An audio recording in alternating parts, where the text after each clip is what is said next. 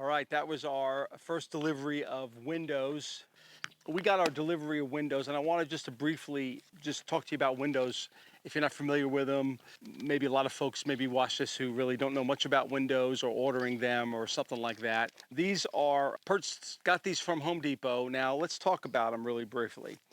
So the choice is that very popular nowadays are black windows, meaning the frames and everything, the grills are all black.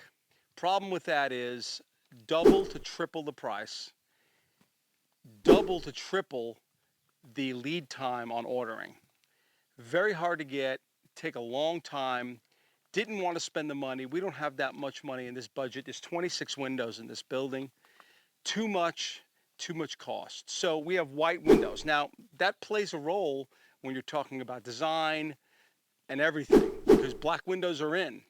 They may not always be in, but they are in and they're popular.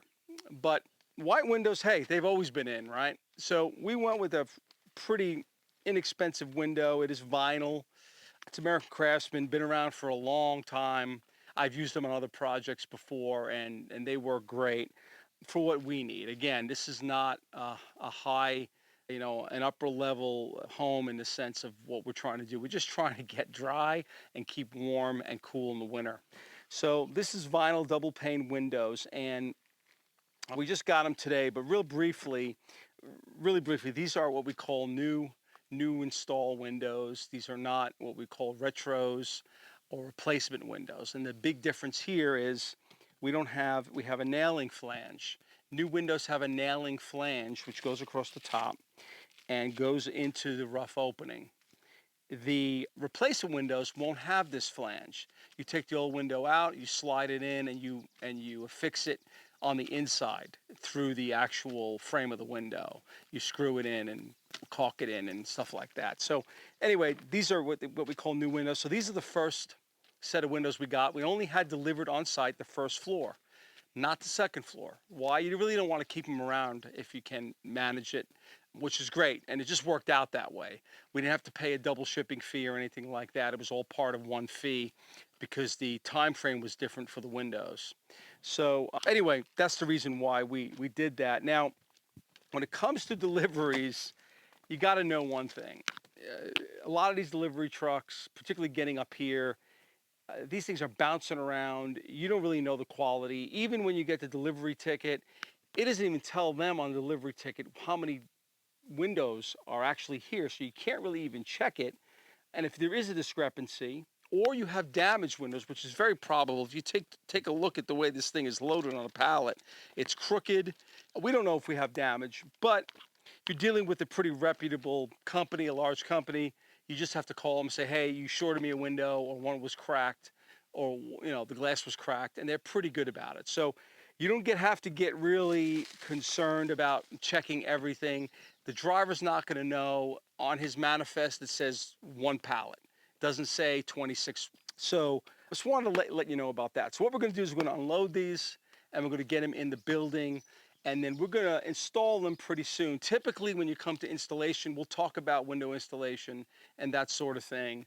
There's a lot of great videos of guys who are just excellent at that, particularly ones that are very energy conscious, really are concerned about water infiltration. We are not an expert on that, nor would I say we're doing it with that at the foremost thought. So I want to just give that disclaimer. We're doing average windows and average install, probably the way they installed Windows 20 years ago. Don't look for that. If you want to find something really good and solid, there are plenty of guys I know that the Build Show and stuff, others like that, do incredible videos and that sort of thing. We don't do that, and we're just putting windows in a barn, and it's going to have a place for us to live. So I definitely don't want you to look at this as the authority on doing this. We'll get it done. It'll be airtight, it'll be watertight, and it'll be done right, at least 20 years ago standards. So anyway, just wanted to point that out to you, and we're going to get working on some other things after we get these loaded. All right, the best way to start them off is start them off young. So what he's doing is he's cutting our stringers for our steps here. Pretty challenging, but it's real easy when you have the templates. So what we did is we cut these stringers. They're all pretty much the same, just a couple different lengths for the upper and lower. And we cut them and then use a hand saw to finish the cut rather than overcutting and weakening the stringer. So he's stopping short there, and we'll use a hand saw to go through and cut these. But this worked out really well, worked out excellent, and we were very careful to not overcut this, as you can see. And here we're just affixing the stringers on the lower portion to the existing stud wall that we made, and we're cutting some supports and stuff like that. Worked out really well. And by the way, if I can remind you to like and subscribe this video so we can get you more of these.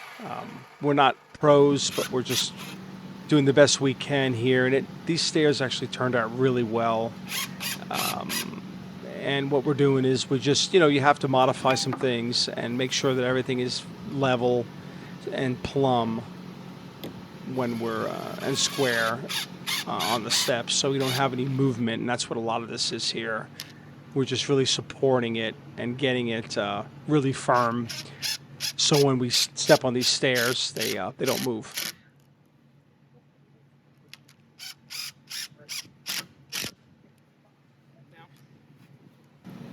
And as I said, here we're fixing the top of the stringer close to the landing, and everything's got to be really well thought out. We have to level everything out, make sure the landing itself, as you can see, and these stringers are level, both directions, both side to side and front to back.